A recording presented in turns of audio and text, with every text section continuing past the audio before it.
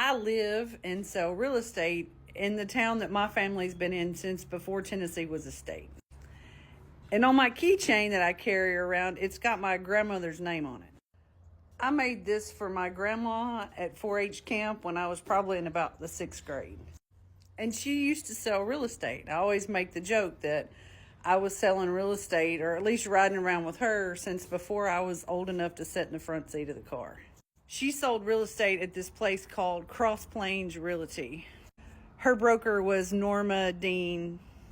I remember when they got a fax machine, made the noise.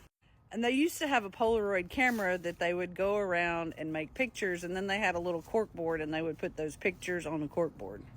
And then they would have MLS books. It kind of was just like a stack of papers that had different MLS listings.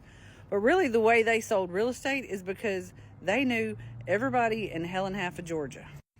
And back in them days, your name was better than a Google rating because, there wasn't even no such thing as Google.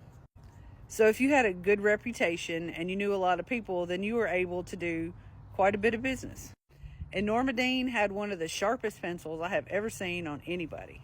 She could sit at her desk and do figures faster than anybody I know. She could figure out mortgages and payments and commissions like 2 seconds. So just a few minutes ago, I made a phone call to one of the OG auctioneers in the area. And we were talking about auctions and history and all kinds of fun stuff. And you know what he said? He said, "I remember your grandmother." And he told me a story about going to see my granddaddy in the hospital after he'd got thrown off a horse.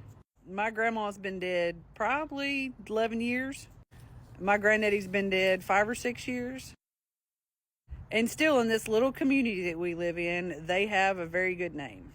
And pretty much everybody that knows them has some story to tell, and they speak fondly of them. And I can only hope that when I get to the end of this road that my reputation is as good as theirs. Because I sure did love my B-Mama and Granddaddy.